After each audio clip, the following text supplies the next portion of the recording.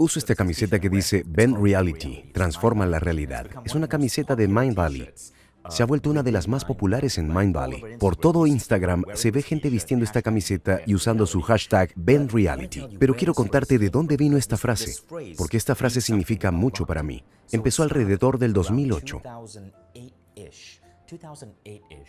En ese momento, mis amigos y yo empezamos a experimentar con formas de aplicar distintas herramientas de concientización para el desarrollo de un negocio.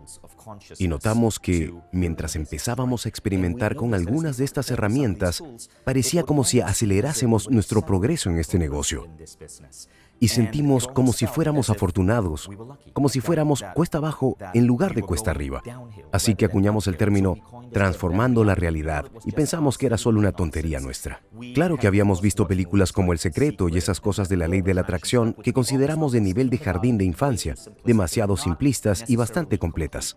Pero a través de diferentes herramientas que te permiten acceder a estados alterados de conciencia y fusionarte con otras partes de tu conciencia, descubrimos que, como emprendedores, podíamos acelerar ese proceso, pero creíamos que solo éramos nosotros y pensamos que esta frase de transformando la realidad solamente era nuestra, hasta que en octubre de 2011, un hombre llamado Walter Isaacson publicó un libro llamado Steve Jobs. En ese libro, Isaacson usa 3 veces la frase alterar la realidad. Y pon atención, porque esto es fascinante. La primera vez que la menciona en el libro es en una conversación entre Steve y otro emprendedor llamado Bushnell. Bushnell era el fundador de Atari. Si como yo creciste en los 80, has de recordar los juegos de Atari. Y Bushnell dijo esto de Jobs.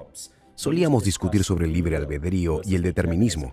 Yo tendía a creer que las cosas estaban predeterminadas, que estábamos programados. Si tuviéramos información absoluta, podríamos predecir las acciones de los demás. Steve opinaba lo contrario. Ese punto de vista coincidía con la fe de Jobs en el poder de la voluntad para alterar la realidad. Bien, ahora vayamos más lejos. ¿No es eso genial? Steve Jobs opinaba diferente. Él creía en el poder de la voluntad para alterar la realidad. Ahora, Isaacson profundiza más y lo explica así. En la base misma de la distorsión de la realidad se encontraba la profunda e inalterable creencia de Jobs de que las normas no iban con él. Disponía de algunas pruebas que lo respaldaban. Ya en su infancia, a menudo había sido capaz de alterar la realidad para que se adaptara a sus deseos. Sin embargo, la razón más profunda para justificar esa idea de que podía hacer caso omiso de las reglas era la rebeldía y la testarudez que tenía grabadas a fuego en su personalidad. Creía ser especial, alguien elegido e iluminado. Cree que hay pocas personas especiales, Einstein, Gandhi y los gurús a los que conoció en la India, y que él es uno de ellos. Esto me pareció fascinante. Está este tipo llamado Steve Jobs que creció en California y luego viajó a India a meditar y a encontrarse con gurús.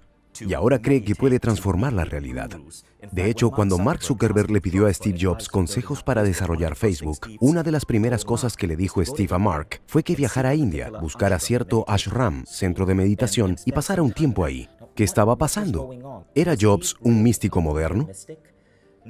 A medida que vas leyendo más sobre Steve Jobs, empiezas a notar que tenía una habilidad increíble para hacer declaraciones atrevidas y luego hacer que sucedan. Hace poco hubo una discusión en Quora, la plataforma de preguntas y respuestas en Internet, donde puedes preguntar cualquier cosa y la gente responde. Alguien preguntó esto: ¿cuáles son las mejores historias de personas que conocieron a Steve Jobs por casualidad? Y un ingeniero llamado Thomas Higbee compartió esta historia. En 1994, Higbee trabajaba en Next. Next era una compañía que Jobs dirigió cuando fue despedido de Apple y antes de volver a Apple, ¿de acuerdo? Higbee dice que él estaba en la sala de descanso con 2 colegas preparando algo de comer y Steve Jobs llegó a preparar su comida. Y entonces Steve se volvió de repente hacia ellos y preguntó de la nada: ¿quién es la persona más poderosa del mundo? Higbee respondió: Mandela, porque de hecho Higbee había trabajado en Sudáfrica como observador internacional durante las elecciones. Y según Higbee, Steve anunció: no, están equivocados. La persona más poderosa del mundo es aquel que cuenta historias. La gente que cuenta historias, dijo Steve, establece la visión, los valores y los objetivos de toda una generación venidera. Y Disney tiene un monopolio en el negocio de contar historias. ¿Saben qué? Dijo Steve. Estoy cansado de esta tontería. Yo voy a ser el siguiente contador de historias. Bien, esto sucedió en 1994. Y repito, parecía que Steve transformaba la realidad. Lo que pasó después fue que, en apenas unos años, Steve lanza Toy Story a través de su compañía Pixar, que se vuelve una de las películas más aclamadas del momento. Pixar se vuelve una de las compañías más notables de su época. Disney adquiere Pixar y Steve Jobs se vuelve el principal accionista de Disney. Steve Jobs llegó a poseer más acciones de Disney que cualquier otra persona. Y mientras lograba eso, usó su habilidad de cuentacuentos para crear Apple, que se convirtió en la compañía más grande del mundo hoy en día. Un monstruo de $1 billón que cambió todo. Bien, ¿qué clase de persona entra a un comedor para comer algo y declara que va a ser el próximo gran cuentacuentos? Y luego, en un lapso de 12 a 13 años, cambia de hecho el rumbo del mundo para hacerlo realidad. Por eso creo que existe gente con el don de ejercer una enorme influencia en el mundo. Y te prometo que no sé qué pasa, no sé por qué funciona, pero sé que si observas a los antiguos sabios indios, los gurús de los monasterios con quienes estudió Steve, hablan del mundo como si fuera una ilusión, hablan del mundo como maya, y dicen que, con el entrenamiento indicado, puedes cambiar el maya, es decir, algo así como transformar la realidad. Así que, si te parecen fascinantes estas ideas, y desde luego que a mí sí me lo parecen, son cosas que he estado explorando durante casi una década. He usado muchas de estas ideas para crear la vida que quiero, y para crear Mindvalley y otras compañías. Por supuesto que lo hago a una escala muchísimo menor que los maestros como Steve Jobs. Y sí, lo llamé maestro.